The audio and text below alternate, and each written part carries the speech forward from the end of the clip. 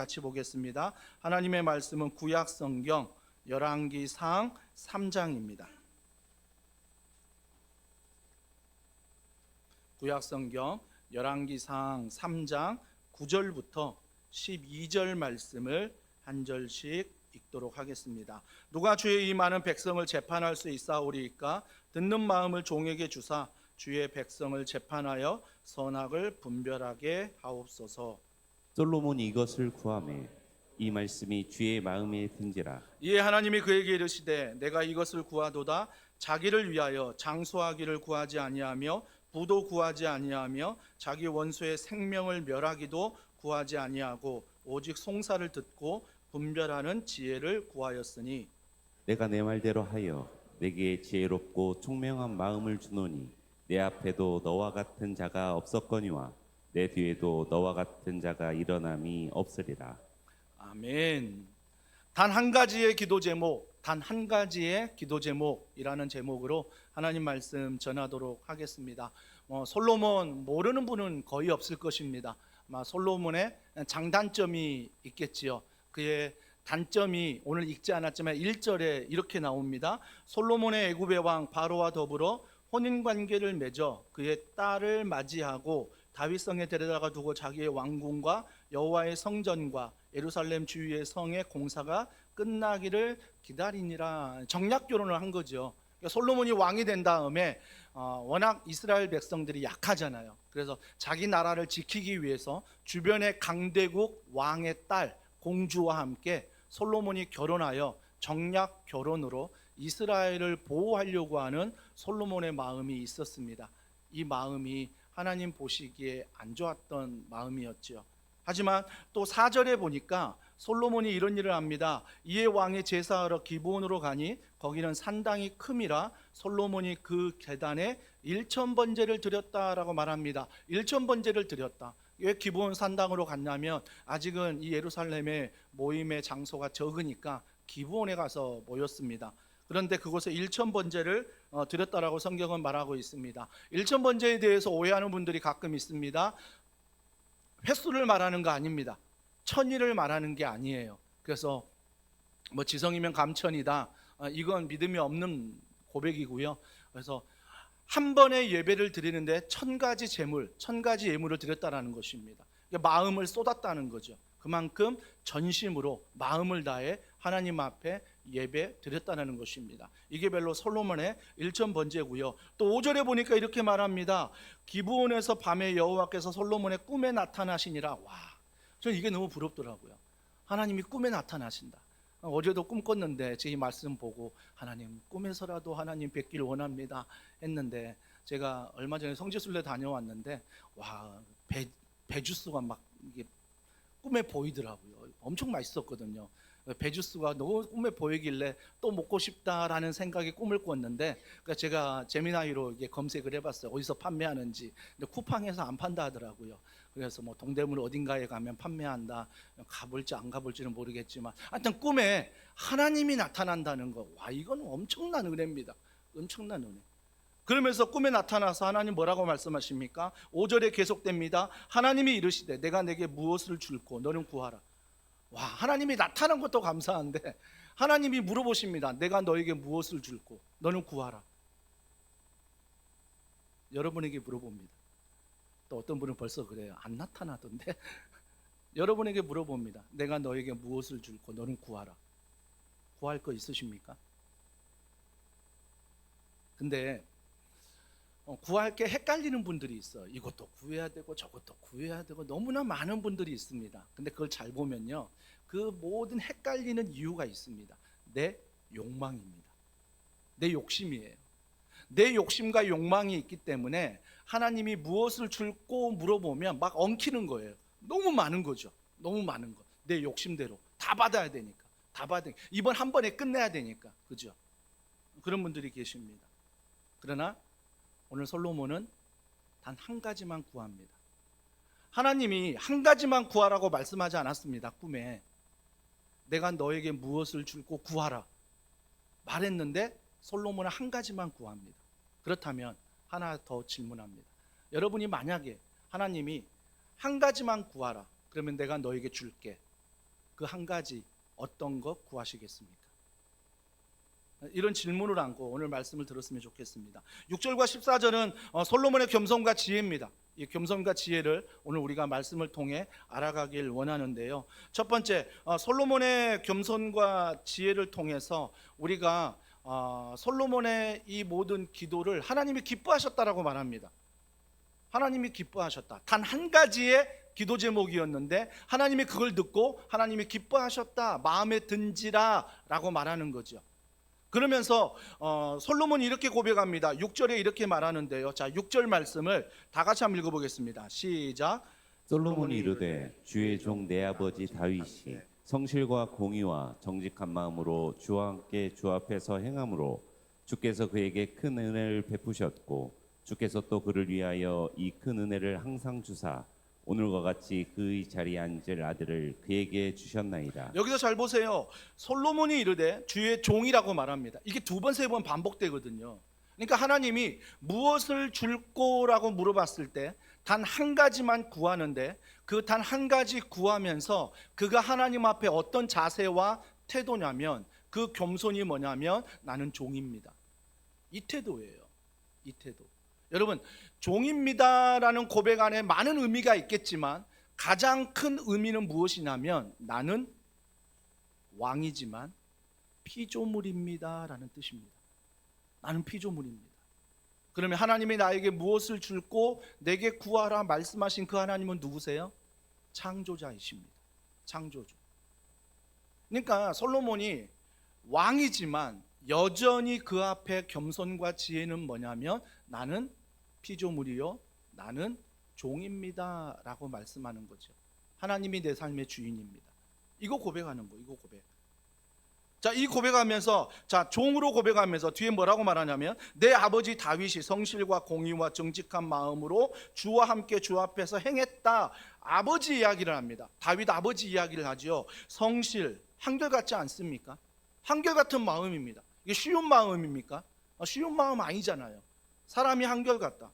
그냥 공의, 이 공의가 순전함입니다. 순전함, 정직함, 구부러지지 않는 거죠. 그러니까 다윗이 이런 마음이 있었다는 거예요. 그러니까 내가 하나님의 응답을 받고 하나님이 내 기도를 기뻐하시는 이유는 내게 은혜를 베푸신 이유는 두 가지가 있는데 첫 번째, 하나님이 창조자요 내가 피조물이기 때문에 내가 종이기 때문에 하나님이 은혜를 베푸신다. 두 번째는 아버지 다윗의 은혜다.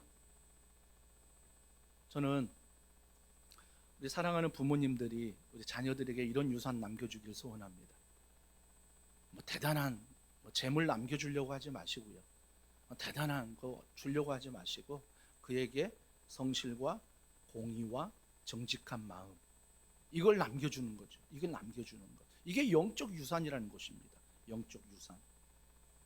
그러면서 주께서 그에게 큰 은혜를 베푸셨고 주께서 또 그를 위하여 이 큰 은혜를 항상 주사 오늘과 같이 그의 자리에 앉을 아들을 그에게 주셨나이다 라고 말합니다. 저는요 여기서 말하는 이 솔로몬의 이 겸손과 지혜 최고 중에 최고는 하나님을 사랑하는 것이라고 말합니다. 하나님을 사랑하는 거예요.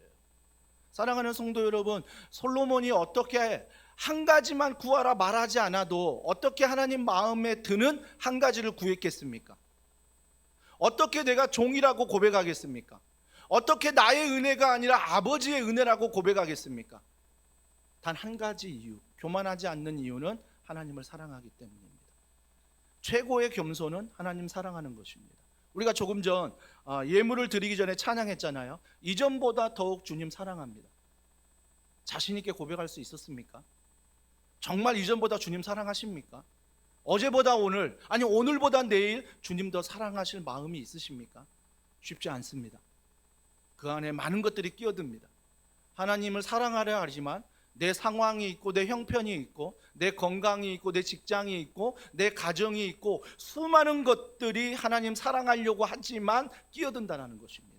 그래서 우리는 이전보다 더욱 주님 사랑하지 못할 때가 너무 많다라는 것입니다. 아니요, 그 모습으로 오늘 예배 드리러 나왔습니다. 하지만 그 주님은 여전히 이전보다 주님을 사랑하지 않는 그런 연약한 모습이지만 중요한 건 뭐예요? 찾아오신다라는 것입니다. 여러분, 꿈에 찾아오셨어요. 연약한 나에게도 뭐예요?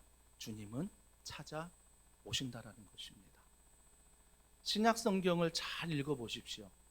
잘 읽어보시면 예수님이 어느 위치에 있는지를 여러분이 잘 읽어보시기 바랍니다. 많은 경우 예수님 뭐라고 말씀하세요? 내가 문 밖에 서서 두드리노니라고 말하고 있습니다. 이런 예수님이세요. 하나님이신 그분이 그냥 나를 강압적으로, 강제적으로 그냥 로봇처럼 끌고 가거나 명령하지 않고 인격으로 대하셔 자유의지를 통해서 내 문 밖에 서서 예수님을 두드리신답니다. 그러면 우리가 해야 될 일은 뭐예요? 예수님 왜 안 찾아오시나? 예수님 왜 나의 꿈에 안 나타나시나? 이런 거 원하지 말고 그냥 마음의 문만 열면 돼요. 마음의 문만 열면 돼요. 그 마음의 문이 뭐예요?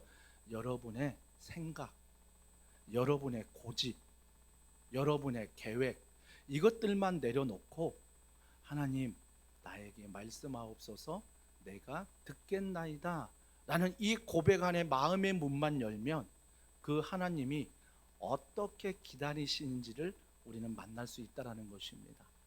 사랑하는 성도 여러분, 그래서 하나님은 언제나 우리를 찾아오십니다. 여러분이 오늘도 말씀을 들을 때 마음을 조금만 열어보세요.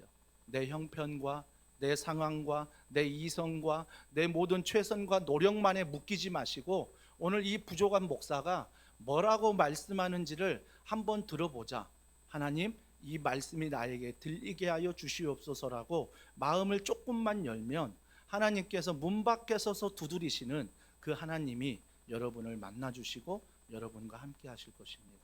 저는 감사한 게 하나님이 찾아오신다는 거예요. 하나님이 찾아오신다는 게 너무 감사할 뿐입니다.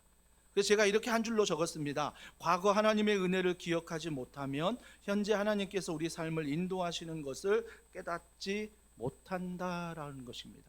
여러분, 현재 우리가 왜 하나님의 은혜를 누리지 못할까요? 왜 하나님이 나를 안 찾아온다라고 생각할까요? 그것은 과거의 하나님을 잊어버렸기 때문입니다. 과거의 하나님이 어떤 은혜를 베푸셨는지, 어떻게 우리를 사랑하셨는지를 잊어버리기 때문에 현재의 삶 가운데 그 하나님의 은혜를 깨닫지 못한다는 거예요. 그럼 우리가 오늘 현재의 삶 가운데 하나님을 깨닫기 위해서, 하나님의 은혜를 회복하기 위해서 여러분이 해야 할 유일한 일은 뭐예요? 과거의 하나님이 어떤 일을 하셨는가를 기억하는 거죠. 그리고 내 마음의 문을 조금만 여는 거죠. 그러면 주님이 문 밖에 서서 두드리고 계셨구나라는 것을 우리는 경험할 수 있습니다.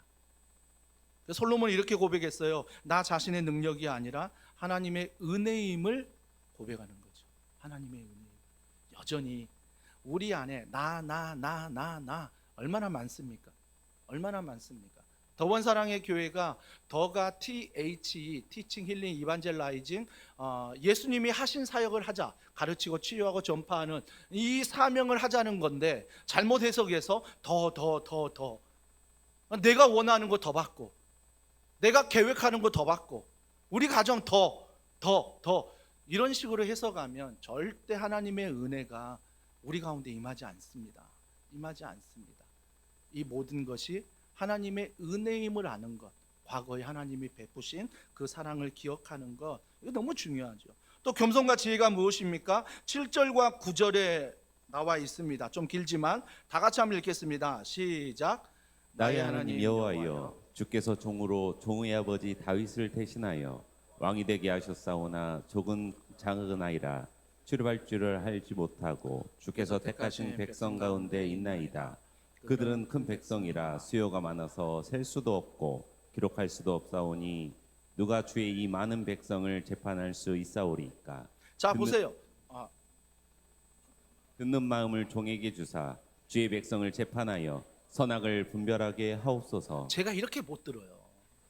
이게 들어야 되는데 자꾸 제가 설교하려고 하니까 끝까지 들어 한 줄을 못 참고 그 한 줄을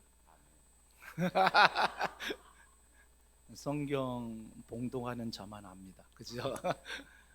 제가 몇 번 얘기했잖아요. 성경 봉독을 위해서 말씀이 나오면 집에서 몇 번을 읽는데요. 몇 번을 읽고 오늘 저렇게 같이 읽으시는 거예요. 그냥 되는 게 아니에요. 아시겠죠? 그냥 와가지고 잘 읽겠지 이게 아니라 준비한다고요. 그러면서 제가 그리스 철학자인가요? 철학자 제노라고 해야 되나? 그리스 철학자가 이런 말을 했죠. 왜 하나님이 우리를 만드실 때 귀 2개를 주시고 입 하나를 주셨을까? 그 이유는 바로 잘 들으라는 거다. 잘 들은, 저는 굉장히 설득력이 있다라고 봅니다. 잘 듣는 것. 제가 성지순례 다녀왔을 때 그 성지순례 통해서 저보다 10년 선배인 목사님들이 많았습니다. 제가 막내였다라고 얘기했잖아요. 근데 그분들이 식사할 때마다 버스로 이동할 때마다 다닐 때마다 정말 저에게 주옥 같은 이야기를 해줬어요. 너무 감사하게. 10년 선배님들이. 그리고 공항에서 경유하며 갈 때도 제가 옆에 딱 앉아가지고 저보다 10년 선배인 그분에게 물어봤습니다. 지금 우리 교회 상황이 이렇고 우리가 몇 년 됐는데 부족한 목사가 지금 뭐에 집중하면 되겠습니까? 제가 듣겠습니다. 여러분 정말 우리는 평생 배워야 돼요. 평생 배워야죠. 평생 배우는 거. 이 듣는 마음. 그러니까 솔로몬이 하나님 앞에 무엇을 구할까 한 가지 구했는데 듣는 마음을 구했잖아요. 듣는 마음을 구했는데 그 듣는 마음에 2가지 의미가 내포되어 있습니다. 첫 번째는 하나님의 마음이에요. 그러니까 하나님이 무엇을 줄까 덥석 물지 않고 그가 하나님을 사랑하는 마음을 가지고 하나님의 마음을 알길 원합니다. 이 고백이 첫 번째예요. 그러니까 하나님은 뭐예요? 너의 기도가 마음에 든다. 내가 너의 기도가 기쁘다라고 칭찬하십니다. 2번째, 이 듣는 마음이 솔로몬에게 어떤 마음이었을까요? 첫 번째는 하나님의 마음을 듣는다면 2번째는 백성의 이야기를 듣는 거죠. 솔로몬 이거 잘했잖아요. 하나님의 마음 듣고 백성들의 마음을 듣고 잘했었습니다. 그러면서 그가 이렇게 고백합니다. 여전히 종은 작은 아이라고 말합니다. 여전히 겸손과 지혜가 있어요. 종이라고 말합니다. 그리고 뭐라고 말해요? 작은 아이다. 작은 아이란 뜻은 무엇입니까? 뒤에 나옵니다. 출입할 줄을 알지 못하고 방향을 모른다는 거죠. 그러니까 작은 아이, 왕으로 있지만 몸으로 봤을 땐 성인이지만 여전히 내가 하나님 보시기에 작은 아이다. 왜? 내가 갈 방향을 모르겠다는 것입니다. 이게 솔로몬의 겸손입니다. 근데 우리는요, 조금 나이가 들고 조금 인생을 경험하고 조금 사회를 경험했다면 뭐예요? 누가 물어보기만 하면 그냥 줄줄줄줄줄 그냥 다 이야기하죠. 내 방향이 맞는 것처럼, 내 이야기가 맞는 것처럼 확신을 가지고 얘기하죠. 뭐 그럴 수 있겠죠. 경험했으니까. 하지만 그 확신이 하나님을 뛰어넘으면 안 된다라는 것입니다. 말씀을 뛰어넘으면 안 돼요. 그 확신과 그 믿음과 그 경험과 생각과 계획이 말씀 앞에서 복종해야 되죠. 근데 솔로몬은 뭐예요? 왕이지만 작은 아이다, 여전히 종이라고 말합니다. 나는 갈 바를 알지 못합니다. 왜 모르겠어요? 아버지 다윗을 통해서 이미 경험했던 솔로몬입니다. 많은 것을 경험하지 않았습니까? 근데 여전히 하나님 앞에서는 나는 작은 아이다라고 말합니다. 하나님, 내가 갈 바를 알지 못하니 하나님이 도와주시고 인도하시고, 그 시편의 말씀에 주의 말씀은 내 발의 등이요 내 길의 빛이니이다. 혹시 앞이 캄캄한 분 계십니까? 무엇을 선택해야 될지, 무엇을 결정해야 될지 모르는 분 계십니까? 왜 이 말씀을 믿지 못하십니까? 주의 말씀을 펴십시오. 그리고 말씀 앞에 기도하십시오. 그러면 주님이 내 발의 등이요 내 길의 빛이라는 이 말씀대로 우리 가운데 비춰주실 것입니다. 그러면 여러분이 해야 될 건 무엇입니까? 이전보다 더욱 주님 사랑하는 마음으로 믿음 안에 선택하고 걸어가는 것입니다. 이것이 주님이 원하시는, 기뻐하시는 기도요, 기뻐하시는 성도의 모습이라는 것입니다. 여러분, 스로보닉의 여인을 아십니까? 그 스로보닉의 여인이 마태복음 15장, 마가복음 7장에 나오는데 이방 여자입니다. 이방 여자예요. 이방 여자인데 딸이 아픕니다. 딸이 귀신 들렸어요. 그러니까 딸의 문제니까 얼마나 절박하겠습니까? 자기 문제여도 절박한데 딸의 문제니까 이 절박함을 가지고 예수님을 찾아옵니다. 예수님, 우리 딸이 귀신 들렸습니다. 우리 딸 좀 고쳐달라고. 그러자 많은 사람들의 눈초리를 봅니다. 어떻게 이방인이 유대인에게 말을 걸며, 어떻게 이방인이 유대인인 예수 그리스도 그분에게 은혜를 구할 수 있는가? 아주 차가운 시선들. 예수님조차도 차가운 시선과 말을 하셨습니다. 그때 이 여인은 절망하지 않고 뭐라고 말합니까? 맞습니다. 저는 이방 여인입니다. 맞습니다. 당신들이 개처럼 여기는 개입니다. 이걸 인정한다는 거예요. 여러분, 복음이란 무엇입니까? 기쁜 소식이에요. 하나님이 우리를 위하여 예수 그리스도 십자가를 통하여 우리를 죄를 용서하시고 부활하셨다. 그래서 우리 자녀 삼으셨대요. 이건 기쁜 소식입니다. 이 기쁜 소식인데 이 소식 앞에 우리가 해야 될 반응은 무엇입니까? 아, 감사합니다. 이것만의 반응이겠습니까? 아니죠. 나를 위해 십자가에 죽으셨대. 나를 위해 부활하셨대. 그러면서 내가 먼저 들어오는 마음은 뭐예요? 나 같은 죄인 때문에. 한 주간 동안 정말 기도하지 못하고 말씀 보지 못하고 하나님도 묵상하지 못하는 나 때문에 그 예수님이 십자가를 지셨대. 죄인된 마음이 먼저 들어온다라는 것입니다. 이 여인도 마찬가지입니다. 이 여인도 이방 여인이다 개처럼 여기는 그 모든 것 앞에 인정해버립니다. 맞습니다. 그런 여인입니다. 인정한 다음에 그가 예수님께 뭐라고 말합니까? 예수님이시여, 개도 주인의 상에서 떨어지는 그 부스러기를 먹지 않습니까? 뭘 구하는 거예요? 부스러기 은혜라도 달라는 거예요. 부스러기 은혜라도 달라는 거예요. 그때 예수님 뭐라고 말씀하십니까? 내 딸아, 내 믿음이 너의 딸을 고쳤다. 여러분, 백부장 아십니까?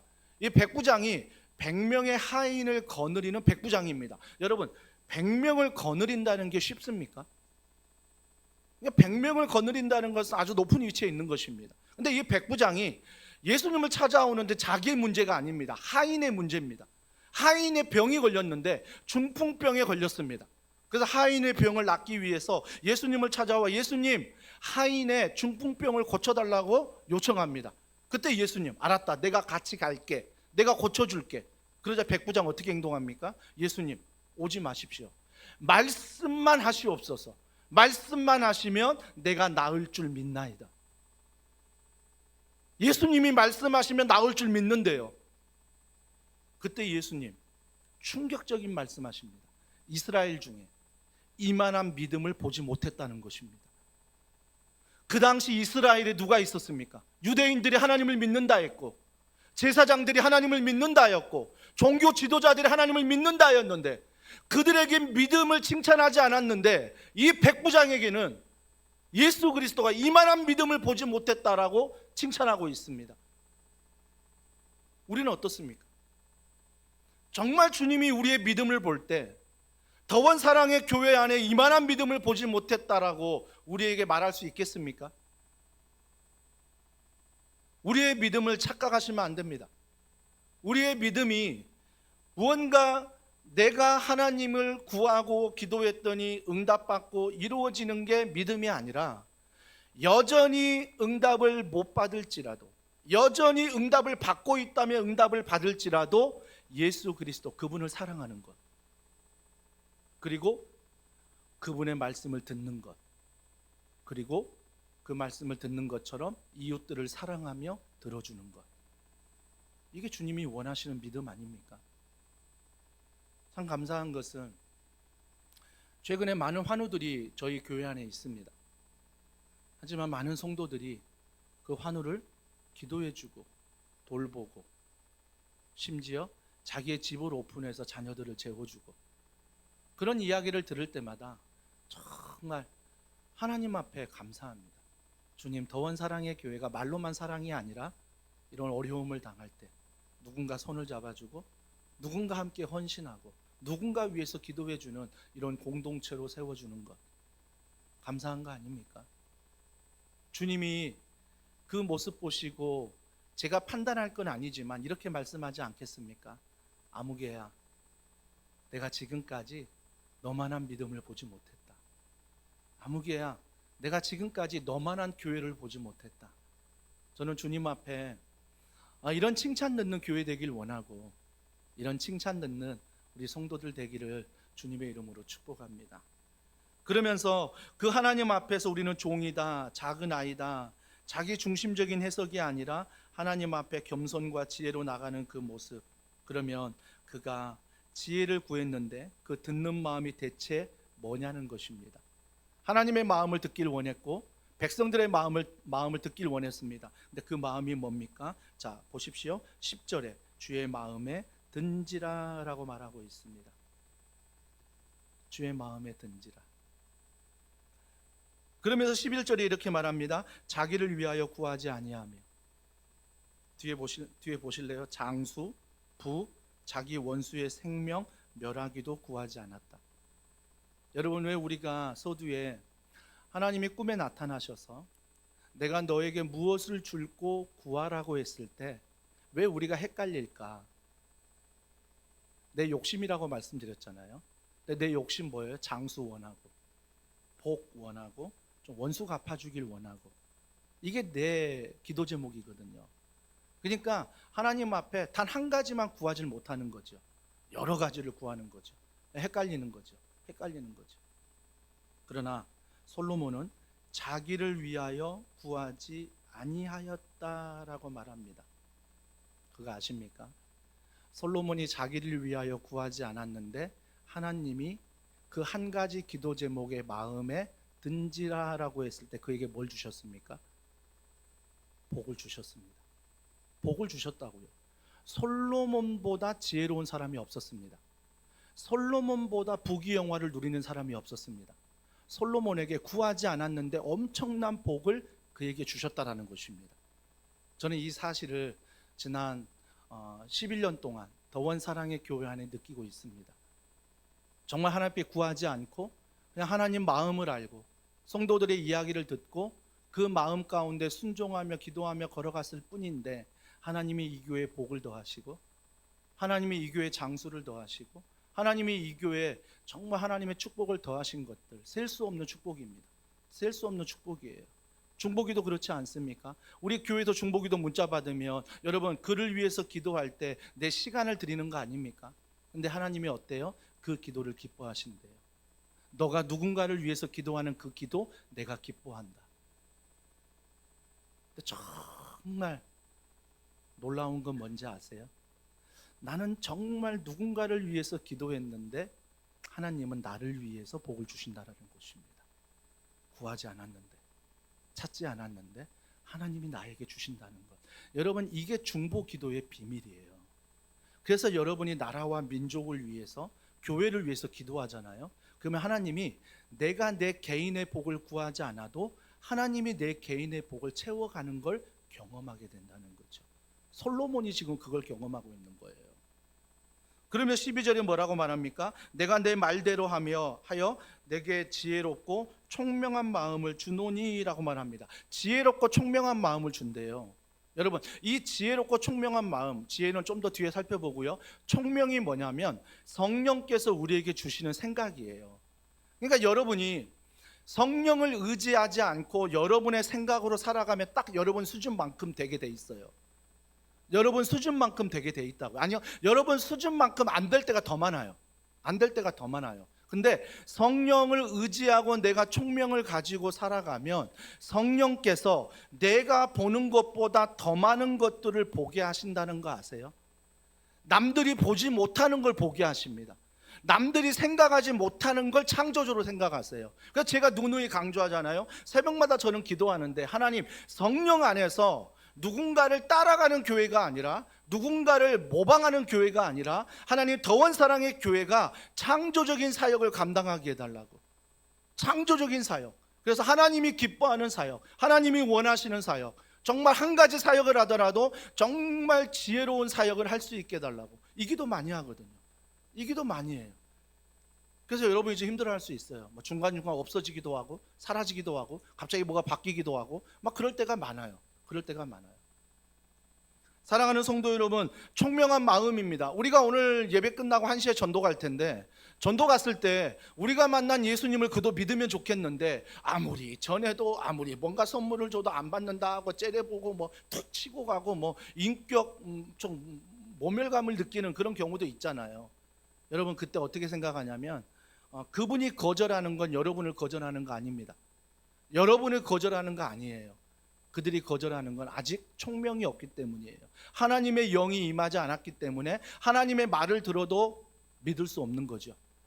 하나님을 볼 수 없는 거죠. 그래서 우리는 어떻게 기도해요? 그렇게 거절하는 사람들에게 민망해하지 말고 하나님의 성령이 그에게 임하도록, 총명이 임하도록. 그래서 하나님의 말씀이 어느 순간 들리고 하나님이 내 문 밖에서 두드리는 것들을 어느 순간 믿게 되고, 어느 순간이에요. 호련이에요. 믿게 되고. 나도 그렇게 믿었잖아요. 어느 순간 믿게 됐잖아요. 그런 은혜가 있게 해달라고 기도할 뿐이죠. 사랑하는 남편을 위해, 사랑하는 아내와 자녀를 위해, 사랑하는 순장님과 순원들을 위해, 오늘 만날 그 전도자들을 위해 기도하는 겁니다. 그리고 13절에 뭐라고 말합니까? 내가 또 내게 구하지 아니한 것들 이거 주신다. 부귀 영광 내게 주노니 구하지 아니한 거 주신다. 그럼 뭐예요? 하나님 앞에 정말 하나님의 마음을 구하고 하나님의 뜻 가운데 걸어가면 하나님께서 구하지 아니한 것도 부와 영광도 주신다라는 것입니다. 정말 위험한 건 뭔지 아세요? 부를 받을 수 없는, 자격 없는 자가 부를 받을 때 위험한 겁니다. 돈을 관리할 능력도 없는 사람이 돈에 돈벼락 맞으면 가장 위험한 거예요. 건강도 관리할 줄 모르는 사람이 건강하면 굉장히 위험한 것입니다. 여러분, 무조건 무턱대고 우리가 모든 걸 주신다고 감사하며 덥석덥석 물 게 아니라는 것입니다. 우리가 먼저 구해야 될 건 뭐예요? 나는 종입니다. 나는 작은 아이입니다. 나는 하나님의 은혜로 살아가는 자입니다. 이런 자에게 맡기신다라는 것입니다. 이런 자에게 주신다라는 것입니다. 이번 성지순례를 통해서 어느 한 교수님이 늘 말하는 게 있더라고요. 우리 합동 측에 군종감 대령으로 예편해가지고 정말 합동 측 최초로 대령까지 진급해서 군종감으로 제대하신 분이 계십니다. 그분이 김포에서 목회하시는데 그분을 향해 교수님이 이런 얘기 하더라고요. 최정점을 찍은 사람이야말로 어떤 유혹에 넘어지지 않는다. 저는 그 말씀에 설득이 됐어요. 우리가 최정점도 못 찍어보고 자꾸 너무 많은 것들을 누리려고 하니까 그 작은 게 들어오면 그 작은 것으로 만족하고 절제하지 못해요. 허랑방탕하게 되죠. 허랑방탕하게 돼요. 근데 어떤 사람이 최정점을 찍잖아요. 그 최정점을 찍으면 최정점을 찍을 때 얼마나 절제하고 포기하고 얼마나 하나님 안에 몸부림쳤겠습니까? 최정점을 찍은 사람이 또 한 가지를 맡았을 때 실수하지 않는다. 넘어지지 않는다.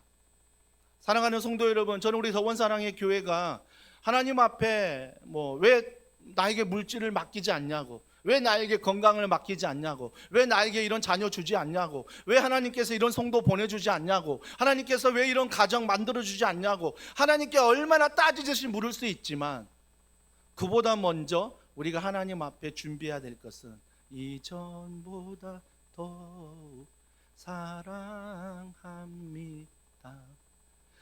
그 상황에서도 이전보다 주님을 사랑해야 너에게 돈을 맡겨도, 너에게 건강을 맡겨도, 너에게 직장을 맡겨도 이전보다 더 주님 사랑하는 그 마음이 변하지 않는다라는 것입니다.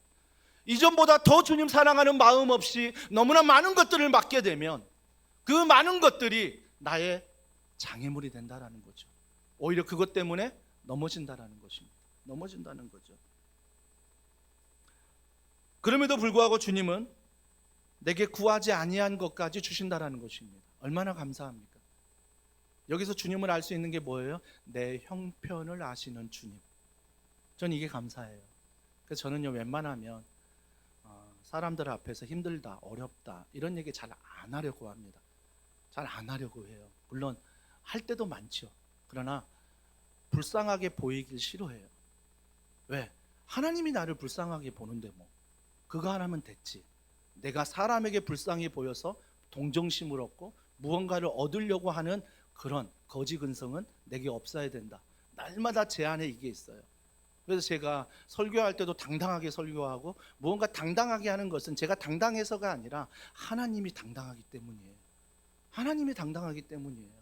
근데 이 자리를 내려와서 저 사무실에 가잖아요. 혼자 그냥 파김치가 돼요. 그냥 혼자 파김치가 돼서 막 하나님 은혜 아니면 안 됩니다 살아가는데, 그러나 말씀을 전하는, 말씀을 맡은 자로서의 하나님이 주시는 은혜가 있기 때문에 정말 제가 하나님 안에 당당한 거죠. 하나님 안에 당당한 거. 마지막 14절입니다. 내가 만일 내 아버지 다윗이 행한 같이 내 길로 행하며 내 법도와 명령을 지키면 내가 또 내 날을 길게 하리라. 아니, 하나님 그냥 주시지. 기뻐하셨으면 구하지 아니한 것도 막 주시는데 그냥 끝까지 주시면 되지. 조건절을 걸어요. 그 조건이 뭐예요? 내가 만일 내 아버지 다윗이 행함같이 내 길로 행하며 내 법도와 명령을 지키면 내가 내 날을 길게 하리라. 아니면 내 날을 길게 하지 않겠다는 거예요. 그래서 반짝 스타들 보죠. 반짝 스타들, 오래가지 못하는 스타들, 자기 관리 못하지 않습니까? 좀 떴다고 생각해서 자기 관리 못하는 사람들, 반짝 스타들 봅니다. 교회도 마찬가지 아닙니까? 성도 안에 뭔가 응답 받았는데 와, 그 뒤에 더 많은 응답이 있는데 그 응답 하나로 감사해서 그냥 뒤로 물러나 버리고 포기해버리고 이것만 조사오니 살아갈 때 너무 안타까운 거죠. 너무 안타까운 거죠. 지난 주중 제자반 제가 목요일 날 할 때 제가 그런 얘기했습니다. 우리가 부활에 대해서 서로 나누다가 우리가 부활하여 천국에 가서 하나님을 만날 텐데 하나님을 만나 몇 가지 일이 있대요. 몇 가지 일이 있는데 이건 그냥 전설입니다. 그냥 전설이에요. 전설 중에 하나가 뭐냐면 부활하여 하나님 앞에 가면 내 방이 있대요. 내 방이 있는데 내 방의 문을 천사가 열어준대요. 근데 그 방에 들어갔더니 깜짝 놀란대요. 왜요? 아직까지 하나님이 기도 응답 주시려고 남아있는 것들이 너무 많대요. 근데 내가 이 땅을 살면서 하나님께 구하지 않고 찾지 않았기 때문에 그 하늘에서 응답받을 다 기다리는 것들이 내게 응답되지 않는 거래요. 이건 전설입니다. 전설이에요. 이대로 믿지 마시고 전설이에요. 그 전설만 들어도 저는 억울하더라고요. 야, 그러면 내가 하나님 앞에 뭐예요? 믿음으로 더 구해야 되겠다. 하나님 앞에 이거 하나 응답받았다고 우쭐대지 말고 종입니다, 작은 아이입니다, 하나님의 은혜가 다입니다라고 고백하며 걸어갈 때 하나님은 더 많은 것들을 맡기시겠구나. 하나님은 더 많은 것들을 우리에게 허락하시겠구나. 내게 구하지 아니하여도. 그런데 한 가지 궁금한 게 생겼습니다. 솔로몬이 하나님이 나타나 꿈에서 구하라라고 했을 때 듣는 마음 구했잖아요. 하나님 마음 기뻐했습니다. 하나님이 구하지 않는 것까지 다 주셨습니다. 그런데 그 솔로몬이 하나님이 하지 말라는 일을 하기 시작합니다.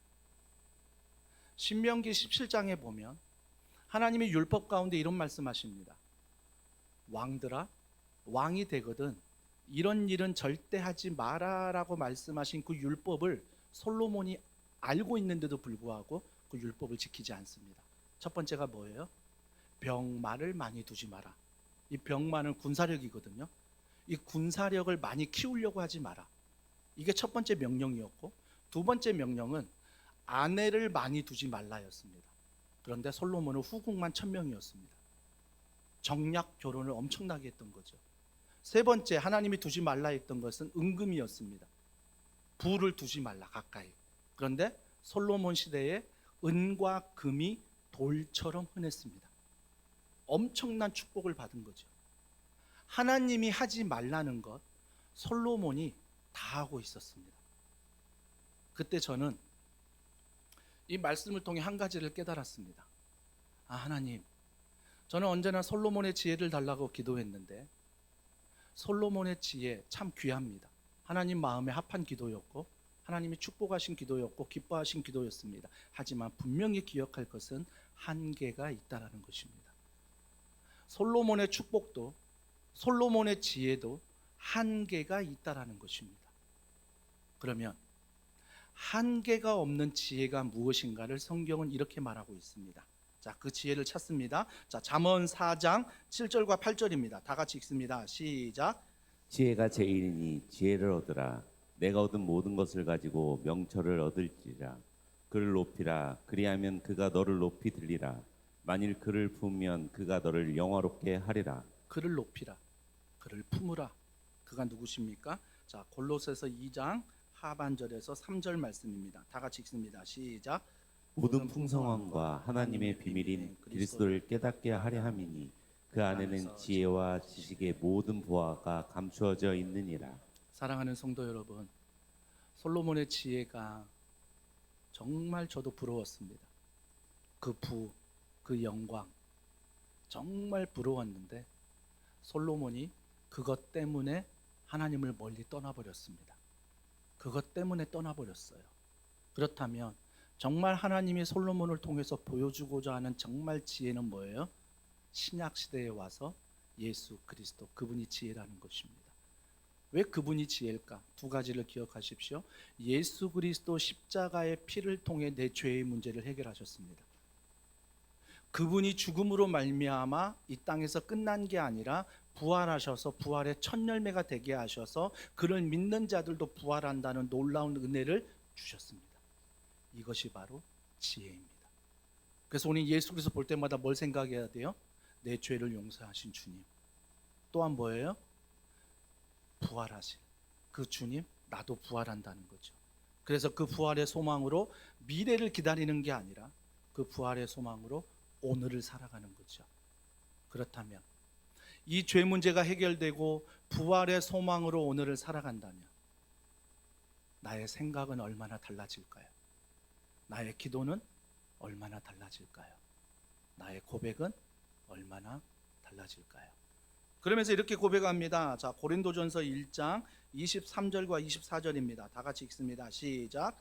우리는 십자가에 못 박힌 그리스도를 전하니 유대인에게는 거리끼는 것이요 이방인에게는 미련한 것이로되 오직 부르심을 받은 자들에게는 유대인이나 헬라인이나 그리스도는 하나님의 능력이요 하나님의 지혜니라. 십자가에 못 박히신 그리스도를 보고 유대인, 하나님을 믿는다는 종교 지도자들이 그들에게는 거리낌이 된다는 것입니다.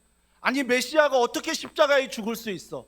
그 메시아가 로마의 압제로부터 풀어주고 우리를 정치적으로 높여주고 우리를 한 자리에 올려줘야지 어떻게 십자가에서 무기력하게 죽을 수 있느냐, 이게 그들의 거리낌이 됐다는 것입니다. 또한 이방인에게는 미련한 것이다. 하나님이라면 어떻게 십자가에 죽을 수 있냐고, 어떻게 그렇게 무기력하게 힘도 쓰지 못하고 죽을 수 있냐고, 정말 능력 없는 능력의 종교로, 능력의 하나님으로 보였다는 것입니다. 하지만 그가 아십니까? 어떤 지혜도 죄의 문제를 해결할 수 없고 어떤 문제도 죽음의 문제를 해결하지 못했습니다. 앞으로도 우리가 어떤 부를 원하고 어떤 건강을 원하고 어떤 삶을 원할지라도 이 두 가지 문제는 절대 해결할 수 없다는 것입니다. 그러면 인생의 참된 지혜는 무엇입니까? 더 이상 죄 가운데 묶이지 않고 더 이상 이 땅 가운데 묶이지 않고 살아갈 수 있는 참된 지혜, 그것은 바로 예수 그리스도의 십자가와 부활의 은혜라는 것입니다. 예수 그리스도 외에는 우리에게 참된 지혜를 줄 수 없다라는 것입니다. 여러분, 삼면 간증 꼭 읽어보십시오. 제가 삼면 간증을 통해 정말 감사한 건 뭐냐면 예수 그리스도 십자가 은혜 가운데 그가 이렇게 간증합니다. 세 번째 줄입니다. 그때부터 지금까지 60년째 주차부 섬김을 이어오고 있습니다. 사실 저는 낯을 많이 가리는 성격이라 먼저 다가가 인사하거나 사람들과 어울리는 것이 쉽지 않았습니다. 그런데 주차부는 그런 저에게 딱 맞는 자리였습니다. 차량을 안내하는 단순한 섬김 같지만 그렇게 섬기는 자리 가운데 하나님께서는 저에게 많은 은혜를 주셨습니다. 정말 제 기질이 안 되고 성격이 안 되고 모든 것이 안 되는 그런 삶이었지만 하나님께서 그런 자리에 세우셔서 나에게 많은 은혜를 주셨다라는 것입니다. 그 은혜가 무엇입니까? 겨울에는 발끝이 시릴 때도 있었지만 몸이 힘들다고 느낀 적은 없었습니다. 진짜요? 무정이 자꾸 이게 물어보게 돼. 진짜일까? 오히려 제 마음을 깊이 올린 순간은 다른 곳에 있었습니다. 깊이 울린 순간 어느 날 교차로에서 정차하지 말라는 수신호를 드렸습니다. 그런데 바로 그때 한 운전자에게 왜 인상을 쓰냐며 소리치신 적이 있었습니다. 여러분, 이런 굴욕 당하잖아요. 이런 굴욕 당할 만한 분 아니거든요. 나이를 보거나 지위를 보거나 위치를 보고 가정을 보아도 이런 굴욕 당하실 분 아닙니다. 그런데 하나님의 일을 하면서 이런 굴욕을 당하셨다고 합니다. 그러면서 그가 이렇게 고백합니다. 순간 마음이 당황했지만 곧 제 표정이 그렇게 보였을 수도 있었겠구나라는 생각에 회개하게 됐습니다. 이걸 어찌 설명하겠습니까? 어찌 설명하겠습니까? 예수 그리스도 사랑하지 않으면 과연 이런 고백을 할 수 있을까? 그 사랑 안에 내가 주차부 봉 하나 들고 이 하는 게 내 힘이 아니라 하나님의 은혜로 한다는 그 생각이 없었다면 왜 인상을 쓰냐는 그 질문 앞에 얼마든지 주차봉을 던질 수 있고 얼마든지 대적할 수 있었지만 그가 자기를 돌아보고 혹시 내가 인상을 쓰고 있나 돌아보며 회개하는 시간을 가졌다는 것, 그리고 결단하셨습니다. 작은 표정 하나에도 주님의 사랑이 드러나야 한다는 것을 깨닫게 되었고, 그 이후로는 더 신경을 쓰며 섬기는 모습을 갖게 되었습니다. 그러면서 그가 이렇게 고백합니다. 11시에 드리는 이 예배도 예배지만 내가 섬기는 그 주차부의 섬김도 예배라는 것을. 이 고백하는 자야말로 일상을 살아가는 직장에서의, 가정에서의 한 주간 삶이 예배라고 고백할 수 있는 것입니다. 그래서 주님은 뭐예요? 지금도 참된 예배자를 찾습니다. 주일만 드리는 예배가 아닌 예배자의 선상에서, 직장에서, 가정에서 예배자로 듣는 마음으로 살아가는.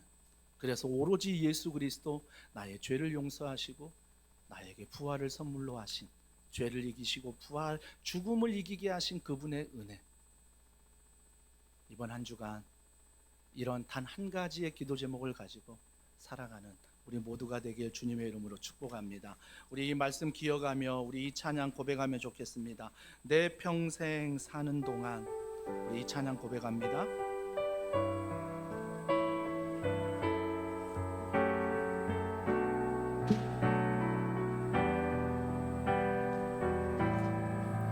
고백합니다. 내 평생 사는 동안, 내 평생 사는 동안 주 찬양하리. 여호와 하나님 내 주를 찬양하리. 주님을 묵상하니 즐겁도다. 내 영혼 주 안에서 찬. 우리 한 번 더 고백합니다. 내 평생 사는 동안, 내 평생 사는 동안 주 찬양하니. 여호와 하나님 내 주를 찬양하니. 주님을 묵상하니 즐겁도다. 내 영혼 주 안에서 참 기쁘리. 이번 한 주간 내 영혼아, 내 영혼아 주님을 송축하라. 내 영혼아 주님을 찬양하라. 내 영혼아, 내 영혼아 주님을 송축하라. 내 영혼아. 우리 자리에 일어나서 찬양합니다. 내 영혼아 주님을 송축하라. 내 영혼아 주님을 송축하라. 내 영혼아 주님을 찬양하라. 내 영혼아, 내 영혼아 주님을 송축하라. 내 영혼아. 우리 이렇게 고백합니다. 주께와 엎드려, 주께와 엎드려 경배드리. 누구와 동행하십니까? 주 계신 곳엔 기쁨 가득. 우리 함께 고백합시다. 무엇과도 누구와도 바꿀 수 없네. 예배드림이 기쁨 됨이. 무엇과도 누구와도, 무엇과도 누구와도 바꿀 수 없네. 기도드림이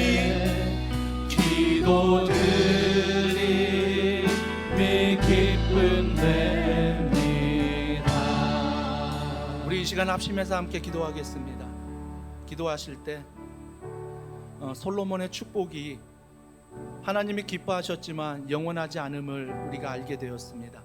하나님 아버지, 오로지 영원한 축복은 그리스도의 십자가 은혜요, 그 십자가 사랑인 줄 믿습니다.